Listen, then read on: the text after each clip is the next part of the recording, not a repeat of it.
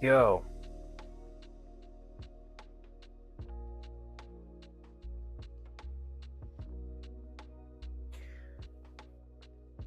Okay, I need to remember where I left off.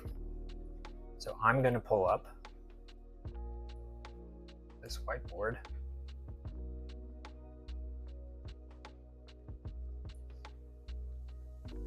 And we'll sketch it together.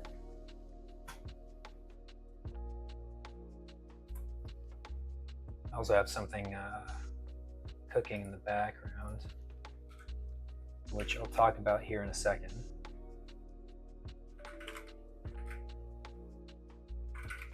Flash. Okay. I'm flashing a new image on the Zyble board, and I'll explain why in a second.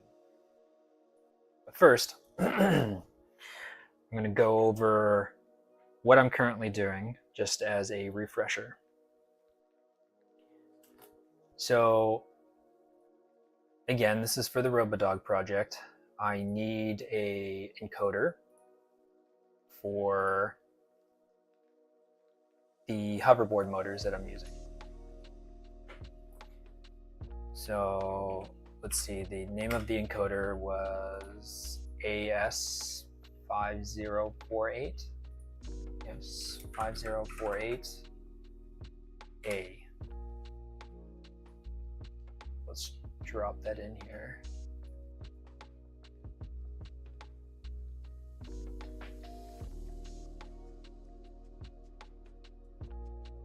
There it is.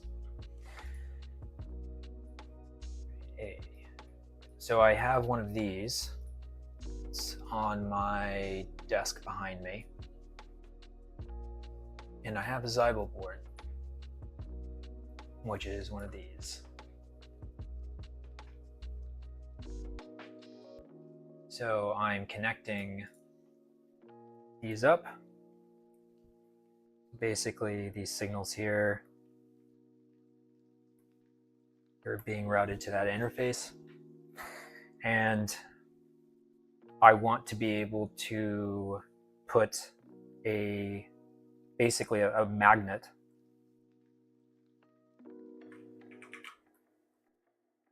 right here, and then as you turn the magnet, it's going to be able to detect the angular displacement of that. And I'm using that because I want to mount either this, the whole entire board, or the magnet directly onto the hoverboard motor, which looks like this.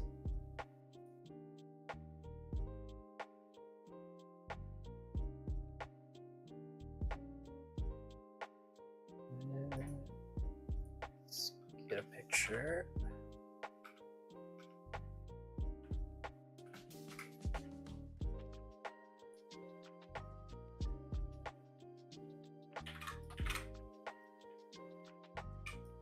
So yeah, still need to figure that out.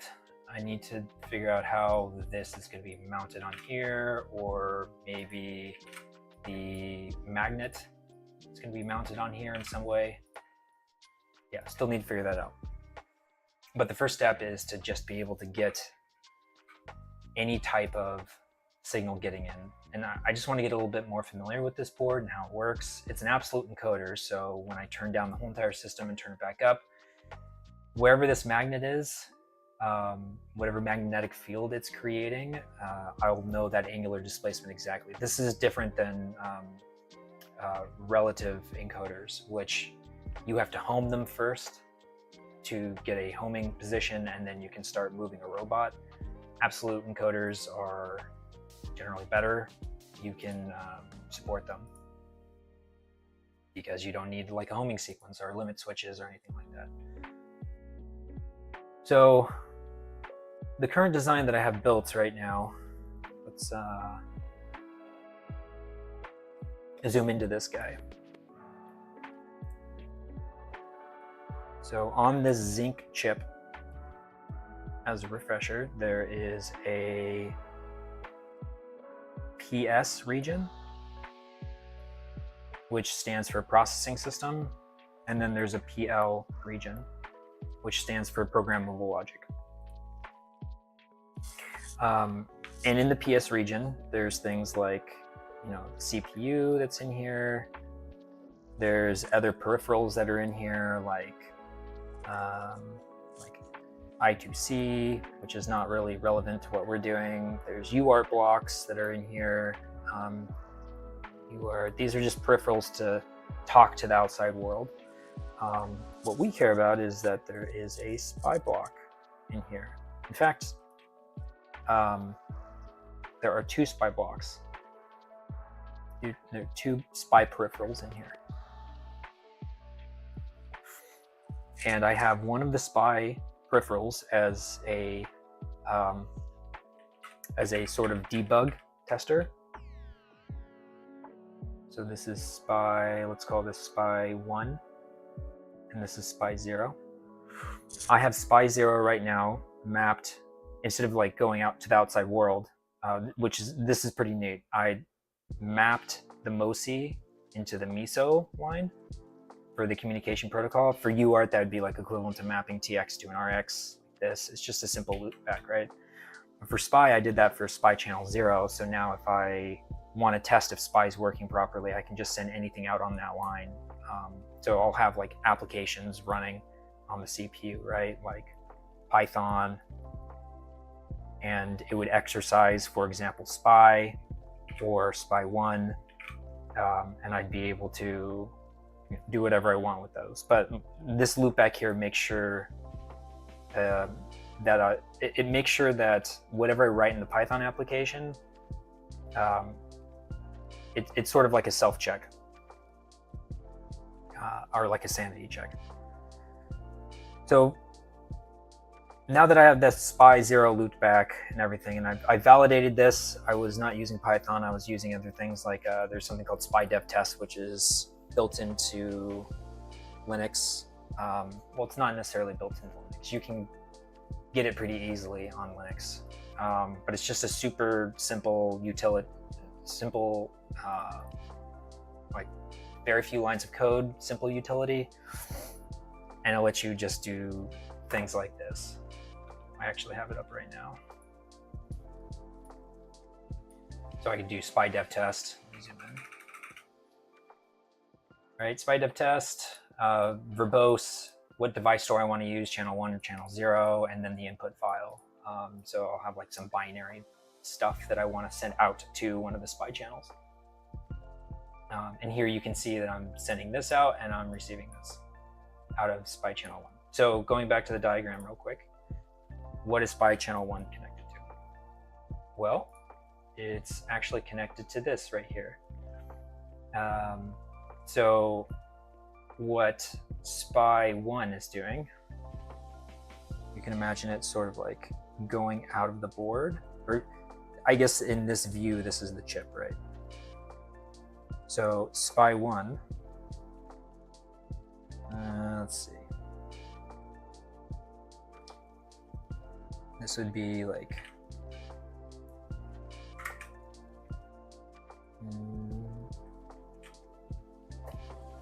SPI 1 is going out here, right? And I'm interfacing with this chip here. And so what I learned last time was, as I was trying to get any sort of data out of this, not PuTTY console, let's go back to this. You can see me constantly calling angle. Angle is just the binary data that I would have to send to get an angle response, like what angular displacement the magnet is at any current time. But you can see it's kind of all over the place, even when I have the magnet still on it. And then I realized that looking at this data sheet, there's a parity bit which could change this overall results. Basically, and here it is right here. I need to extract this data. So this is the command packet for SPI. First of all, when I want to send any data to the chip, I need to also follow this format, I'm pretty sure. And so I need to also have a parity bit on the most significant bit of the packet. This is a 2-byte response, or it's a 2-byte mechanism. So 8 bits here, 8 bits here. Most significant bit is parity. The 14th bit is if you want to read or write. And then the rest is the data. So I need to construct something like this.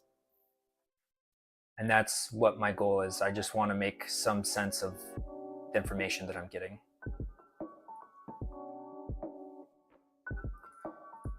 And in order to do that, I wanted to run Python code, just a really quick Python script to get this up and running. And there's a Python library called SpyDev, and I wanted to get it, but I needed to add it to my Yocto layer. The Yocto layer, if you don't know about it, don't worry about it. It's just this massive build system for building out custom operating systems. So I added a Python 3 SpyDev package. I can't do apt install or anything because it's a custom operating system. So basically you build it up in layers. I wanted to add Python 3 SpyDev package, so I rebuilt the operating system, and that's what I was doing off on the side. Built it here, and then I was just flashing it onto the SD card. So now I can disconnect from the SD card and disconnect from here as well.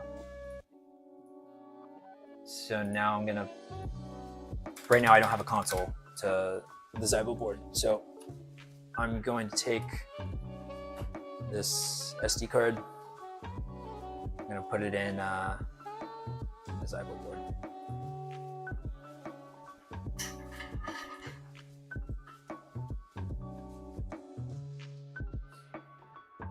Oh, back here.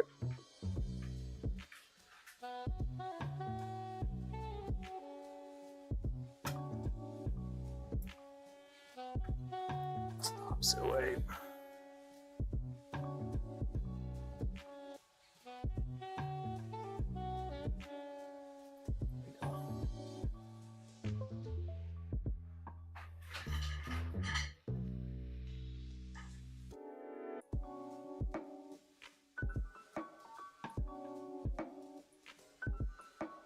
See, it's coming up here.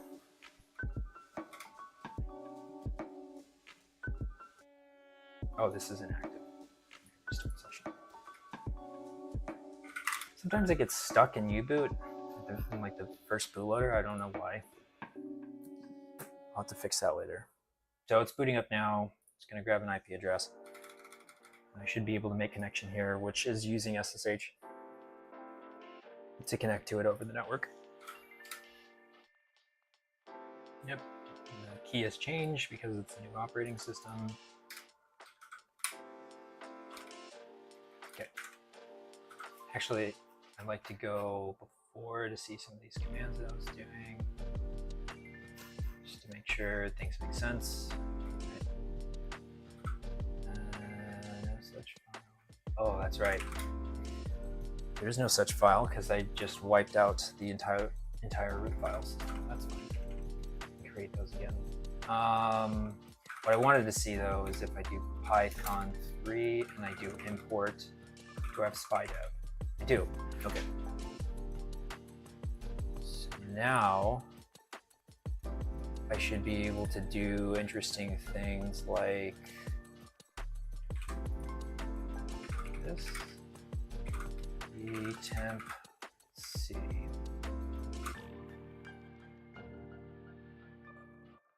Oh, not letting me paste.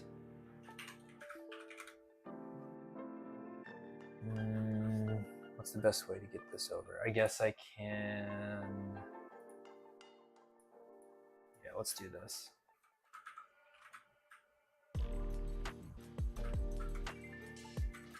I'll go to dev. I'll zoom into this too. Let's start a new one. For development, I want to do encoder testing. File. Let's do it again.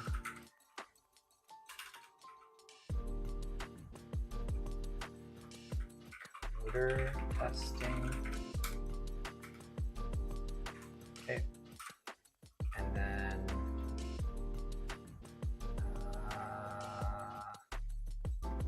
angle test, I guess. Let's just call it encoder test. .py. Okay. All right, let's paste it here. This is just a rough template I got from ChatGPT. We're going to edit it. So I want to open up 1.0. That makes sense. Maybe we should try the 0 channel just to make sure that I can get loopback. This is what I was saying before. It's just nice as a sanity check because this is the first time I've ran this or am going to run this.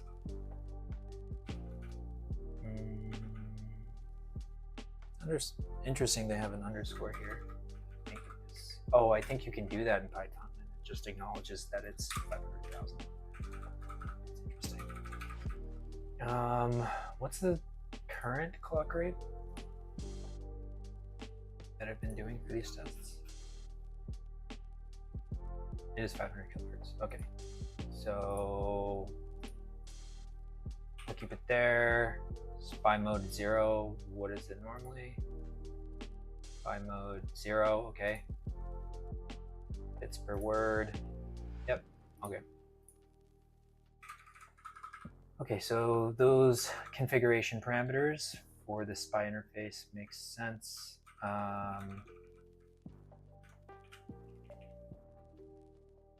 Spy dev device bus. Yeah, let's try bus 0 at first. It doesn't matter what I send because I should get that back. It sleeps. If anything fails in there, it's going to print that. Okay, that's fine. And then finally, it's going to close the spy interface. Okay, this looks good. I'm going to send this over. That is in dev encoder testing. So for those of you that don't know, you can do a SCP or like remote file transfer with the command utility SCP. As long as you have the credentials or you know you need the credentials, but for this minimal operating system, there aren't any. And then you need the username and IP address, which is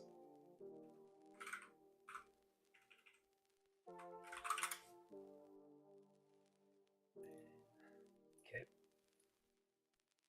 And then where do you want to put it? I want to put it here. So on home root. Home root. Okay, so now it should be over here, which it is, and I should be able to call that with Python 3 encoder test. Cool. All right. Sending is what I'm receiving, which is what I would expect for channel 0. And I guess now that it's in here, maybe I shouldn't edit it in here because maybe I should keep the clean copy here.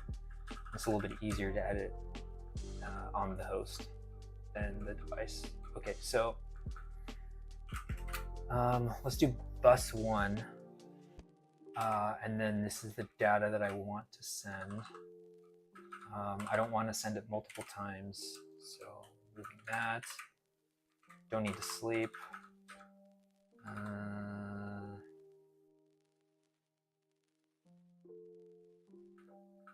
Okay, we can do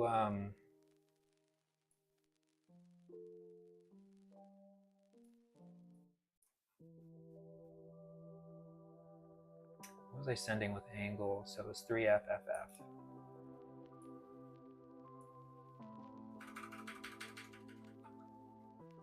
3.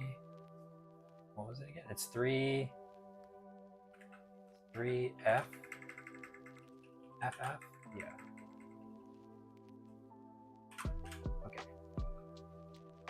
I'm gonna send that, and then this is what I give back. But well, we'll just do this just to make sure it works. And this is bus 1. Okay.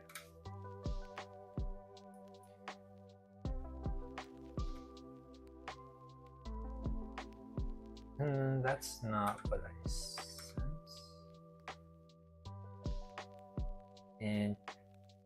Interesting. Is the sent print statement wrong?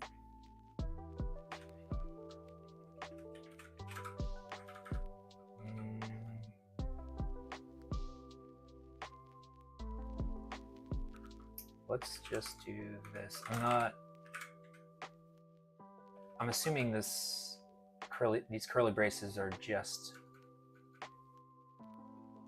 well, the F in the front is assigned to say any variables, expand them, I think. I prefer to do it the old-fashioned way. So I'll just do sent here. Format to send. Sent. Received. And then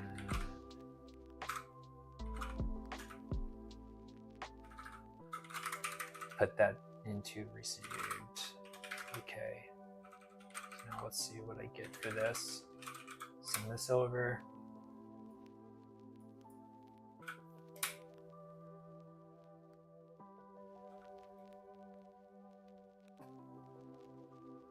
Am I still on? Oh, did I not change the? No, I did change the bus. Oh no, wait. Oh, I don't think I changed the. I saw 1 there and I thought it was channel 1. I think I need to change this. There. Now I think send and receive are going to be different. All right, let's try that again. Oops. 1. Yeah, right here. Such file directory.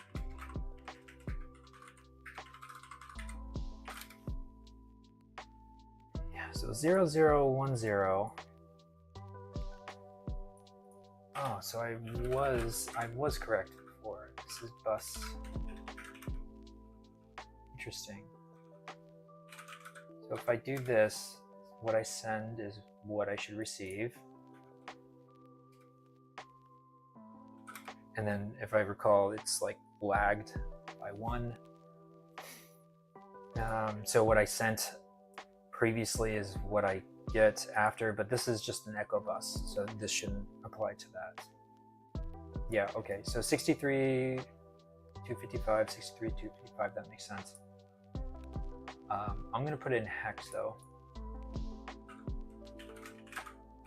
And I guess the way, oh, they just did hex. Oh, I see what they were doing here.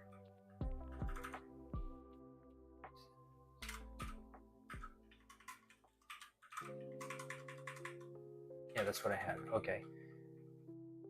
All right, I'll go back to what they had. This is bus 1 by 0. Okay.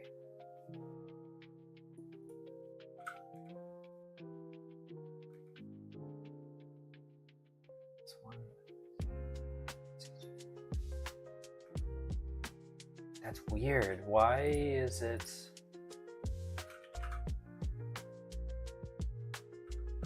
Should be 3FFF.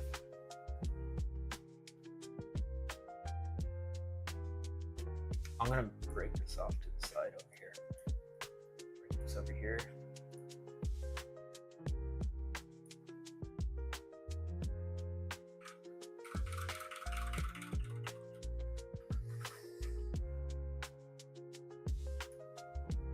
interesting.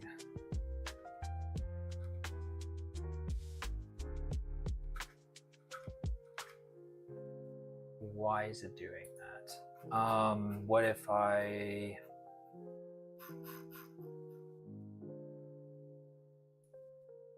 gonna try to construct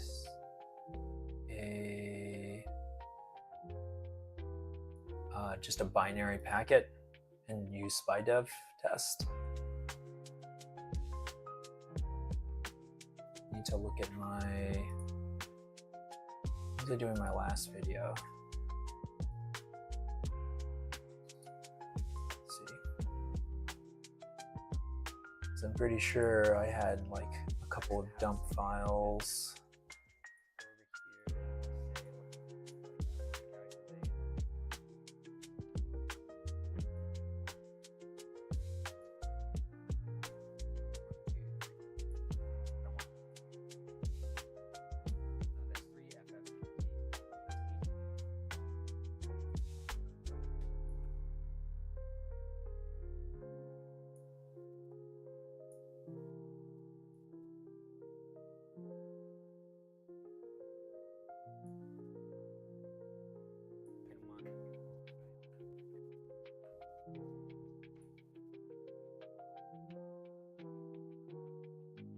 Okay, Ernie, right, speed, okay. So it was something like this, Python 3, open, we do angle, type in, I want to write in binary, I want to write, what am I writing? 3F. It's 1 byte FF.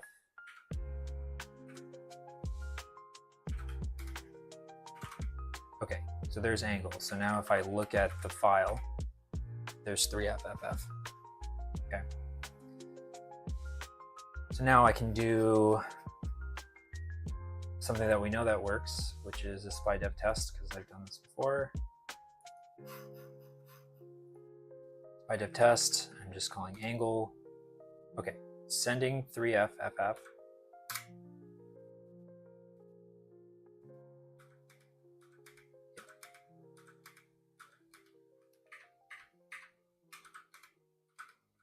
Yeah, I'm gonna shrink it a little bit more. Yeah. Maybe I'll move this a little bit to the side. Zoom in. Okay.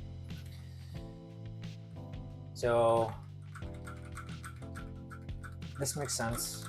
It's just weird that this library is not doing what I would expect it to do. Why wouldn't it? Is it like modifying to send?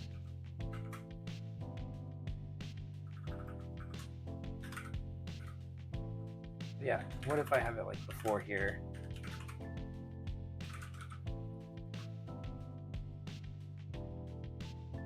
And then I go, where's the, oh yeah, I had it off to the side. Now if I run Python encoder test, 3FFF, it's like it changes. It's weird. I wonder if, what does that function actually do?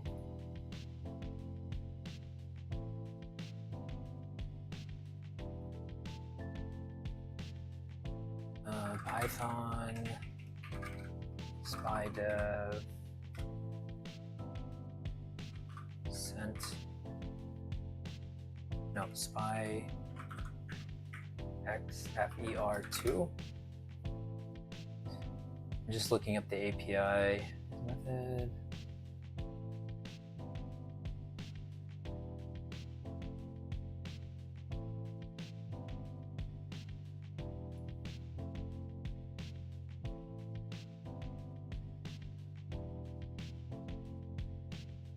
Interesting. I don't know why it's augmenting the buffer that I'm using to send.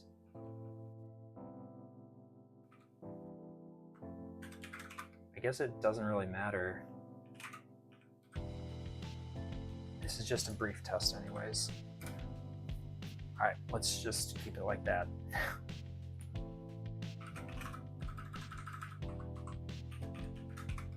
Okay, so sending 3FFF, I'm getting back D7 3, and based on this data sheet, which was here.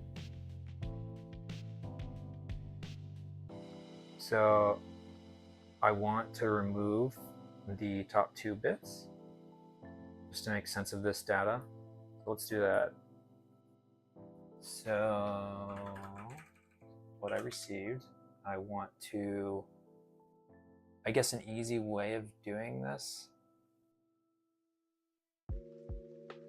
well, I can do a mask actually. So I would just do, what are those 2 bits?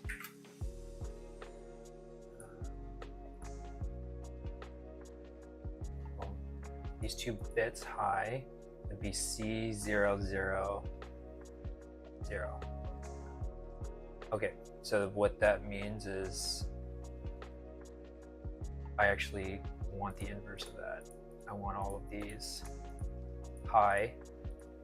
So this is 13 bits, which is 3FFF. Ironically, that's funny because that's the same exact data that I'm sending to the device. It just so happens to be coincidentally the mask that I need to use. So this is not, this might be confusing, but this is, I'm just masking out bits here.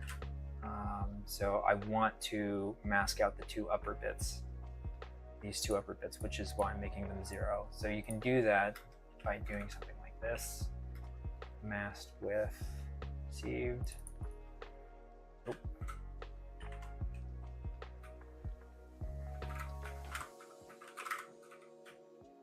Received.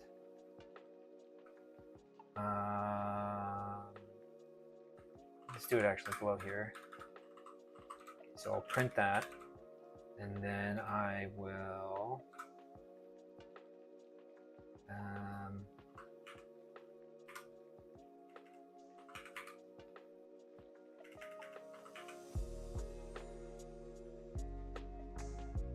what should I call this? The engineering value? And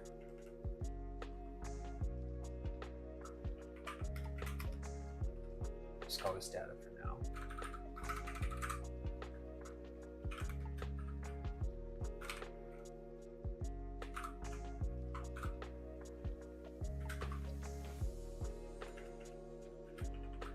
Mass data.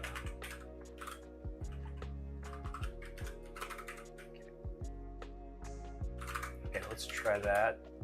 See what we get.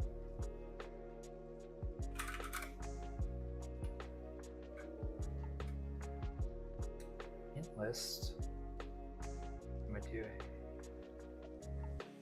Oh, what is the data type? What if I just print received? What is this?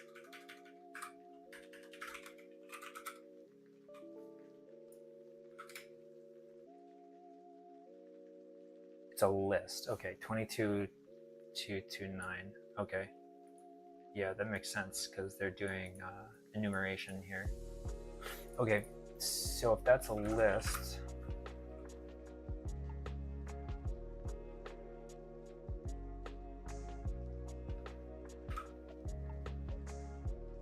that means I kind of want to concatenate these together. So I would want to do something like, I mean, this isn't super portable, but at the same time, it's like, it doesn't really matter because this is always kind of 2 bytes. So if I do something like this, so I'm taking, be taking the first value, right? And then I shift it to the left 8. I AND it with received in the first location, right?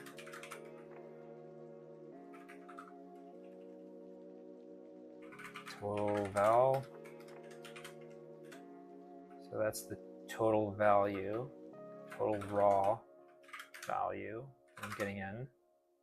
And then that's what I need to mask. And I can print this just to make sure this makes sense. So I'll show it in hex. Value, and then I'm ANDing it here. And then I don't need this enumeration here. I'm just gonna do what I did up here down there. Nope. Okay. Let's try that.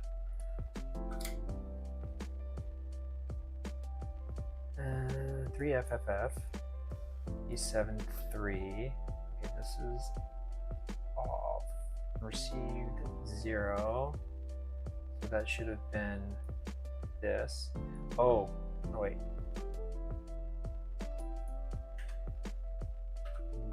Why though? I'm gonna print what I directly received too. Okay. 151.95. So that's what I'm getting here. I'm taking 151, shifting it to the left 8, ANDing it with receive 1. Oh wait,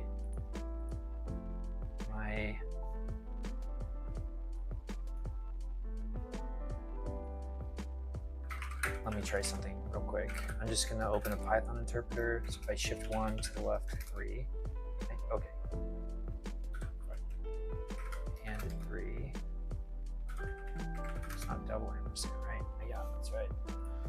You do so many languages and you kind of forget the syntax of one of them. But no, single ampersand. That makes sense. For an and. Shifting to the left. And you AND it with received. Yeah, what's wrong with that? Showing as 0.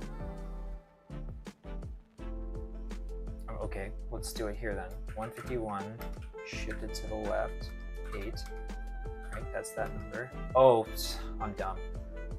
It's not a masked AND. I need an OR. Is it 1 bar or 2? 156. It's 1 bar. Okay. So received. Okay, so now I'm bitwise ORing it. Receive 1. Okay, this should work now. Alright, let's try it.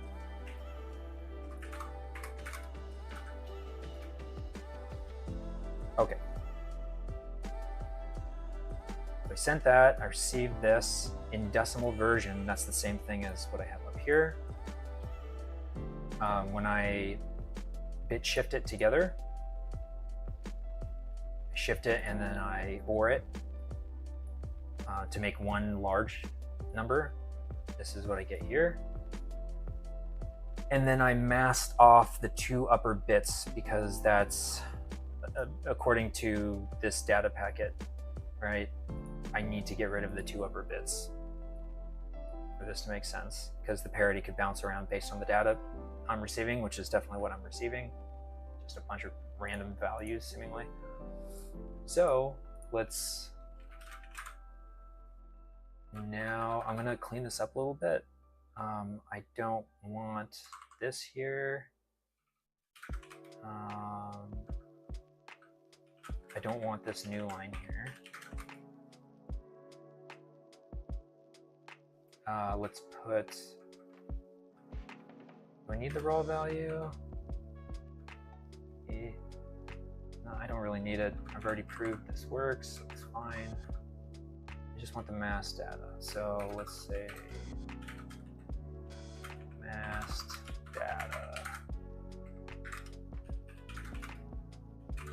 try that again.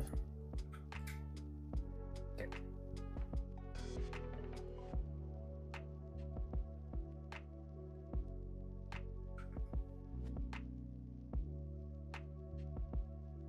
Nice.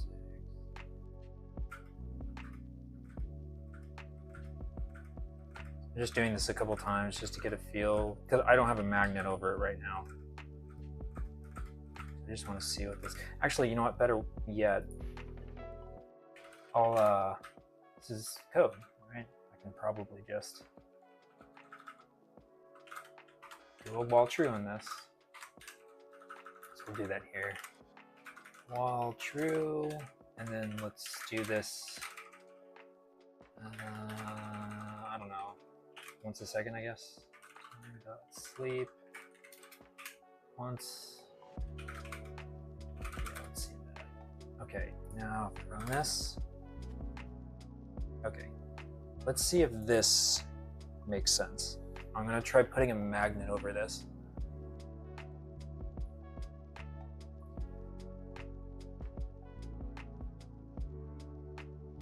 All right, I'm gonna bring my tablet over with me. 11. Actually, no, you guys want to see this too. So let's do left screen. No, bench cams. Yeah, okay.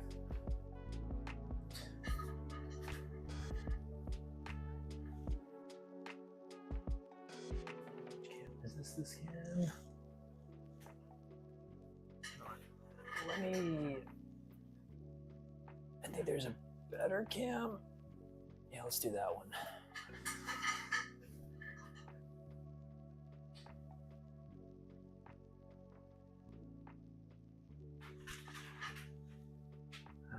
Turn on the lights.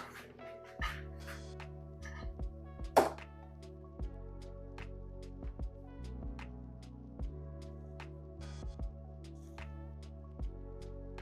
right, let's see if I start getting data that makes sense. Oh, interesting. Yeah, I'll turn it a little bit. Oh, that's cool. Turn it more to the right, to the right, to the right. I really need to make a mount for this thing. That looked good though. So I'm like trying to keep it as still as possible. Yep.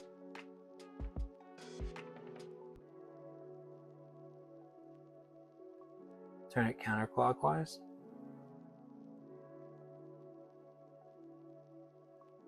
Yeah, that seems like reasonable values to me. I'm gonna actually make this go a little bit faster. Instead of doing a second here, I'll do, I don't know. Hey Eric, how you doing, man?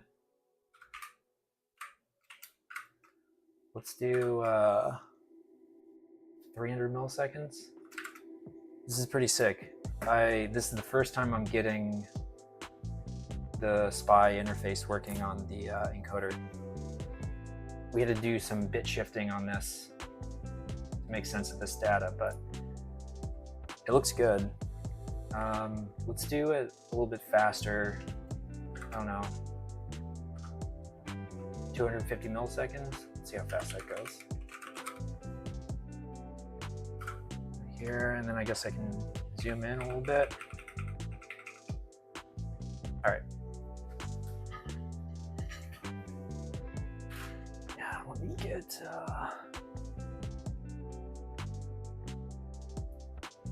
get chat on this.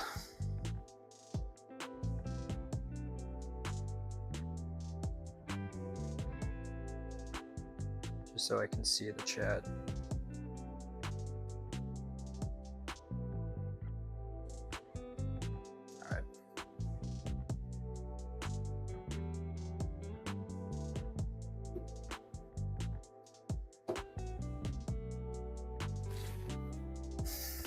So let's see. This is going. All right, I'm gonna try not to drop the magnet on the chip.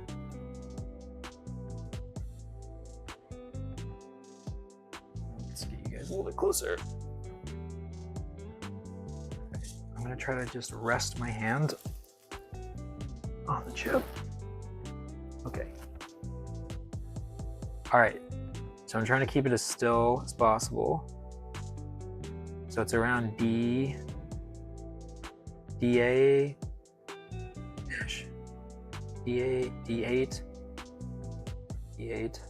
yeah. Okay, I'm gonna turn clockwise a little bit. Turning. Oh, it's slipping from my hand. That looked good though. Okay, next stream I'm definitely gonna like 3D print a like holder for this. I'm super happy with this. Okay, so 15, turn right.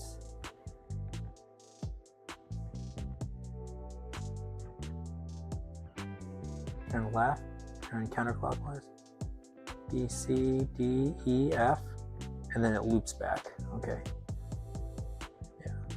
I'm kind of going back and forth between the 0 and 360 degrees.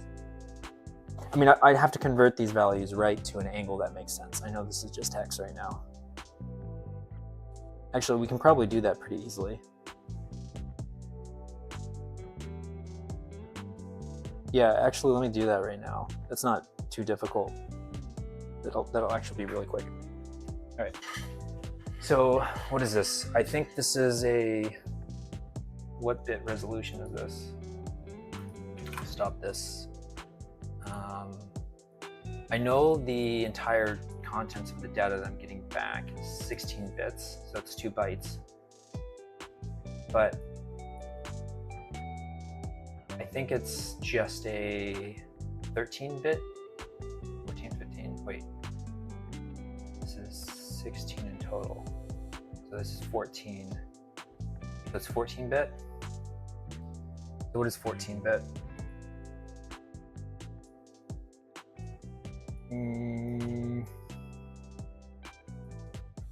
Well, we're doing it right here. So 12, 13, this is 14 including 0. So the most this value could be is 16,383. I think this is how, yeah, it would have to be that way. Okay, so if that's the case, we should be able to normalize this. So this is, again, this is just, you know, I'm getting values for, these numbers are representing an angle. I need to get the angle.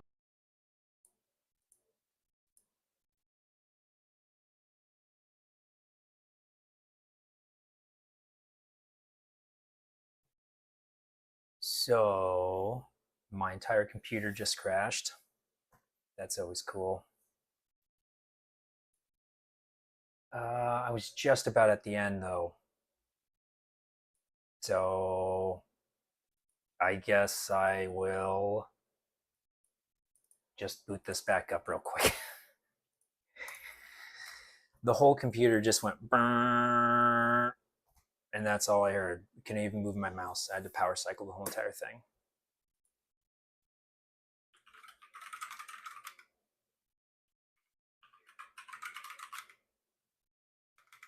So I'm just gonna close this out real quick because I was super close to getting like an actual angle. That was my goal for this video. It's just to get an angle out of this thing that makes sense. So let me get a SSH session back. The Python test is already there. And let me show my screen here. Actually, let me pull up. Oh, yeah, let me show you what I'm doing. I'm just going back into everything. Let's go. RoboDog projects, RoboDog projects, vim. See how fast I can get this up. Workspace, dev, encoder testing. There. So, okay, we're basically back. What was I looking at? I was looking at, I want to, oh, I lost my page. That's cool. All right, here it is. All right, so this was, I think I was just about to write it down. What was the bit value of this? Binary, so it was all the way to 13, right? So 12, 13 right there. So I need the value of this. We're going to map this value. So again, we're just getting the, we want to get an actual angle out of this. So this is the value that we're getting. This is the max value, 16383. So that would be 16383. Mass data, right? So now I'm like taking this number, whatever this value is, right? I'm dividing it by 16383. So this could be, this is a now decimal value. And so once it gets up to 16383, that will be 1. This whole value will be 1. So again, this value is from 0 to 1 and anything in between. And then we want to just multiply this by 360. I think that will give us what we want. I'll comment this out for now. And I'll just say angle degrees.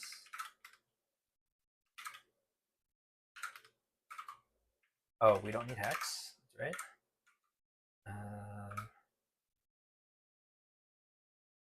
I guess this would be better as a variable, right? Let's just call this angle degrees. Okay.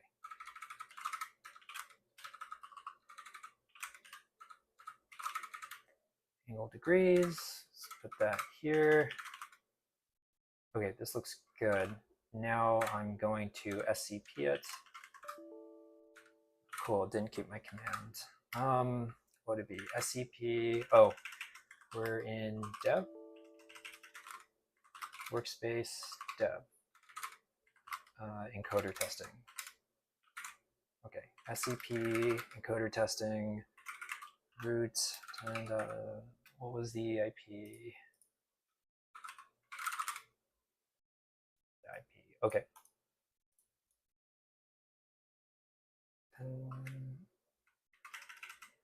There we go. Oh, we want it home root. There we go. So now if I do this, okay, cool. That's more floats or more decimals than I wanted it to be. I want to restrict that. I think to do that, I can do something like formats. And then this would be, if I'm remembering correctly, that might be wrong. That might not be right. Let's see if it works. No. What was that? Format, Python format, limit, decimal to 2 decimal points. And point percent. Oh, it was close. It was 0.2f colon 0.2f. Okay.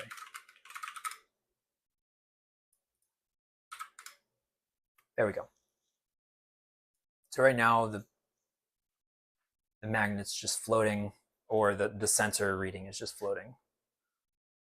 Let's bring you. Oh, actually my thing probably lost connection. Let's see. Need to reconnect my camera.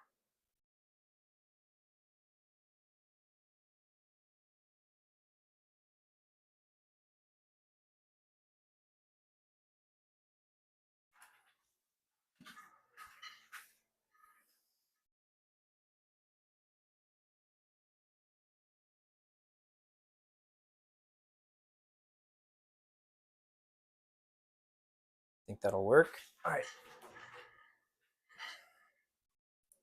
So, yep. Okay, there we go.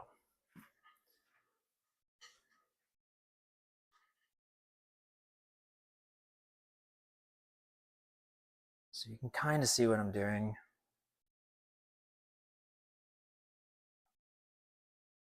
Yeah, and again, I need some sort of stand for this. All right.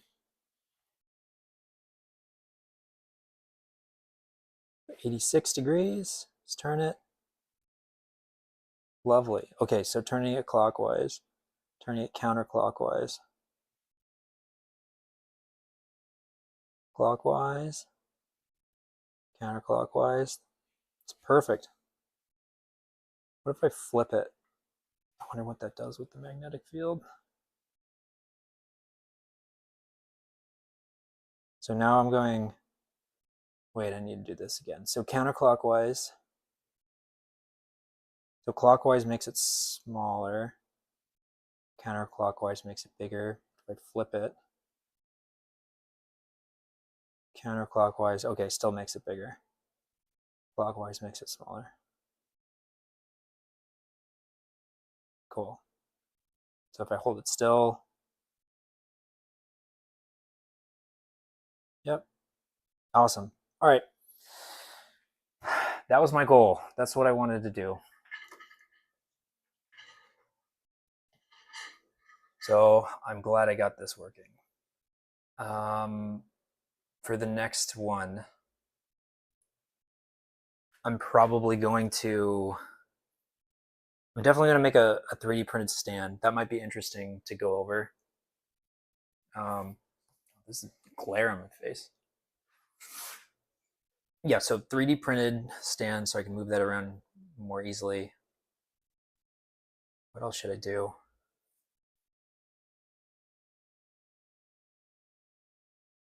I need the encoder to feed into the Zybo board. Or sorry, not the Zybo board, the O drive, which is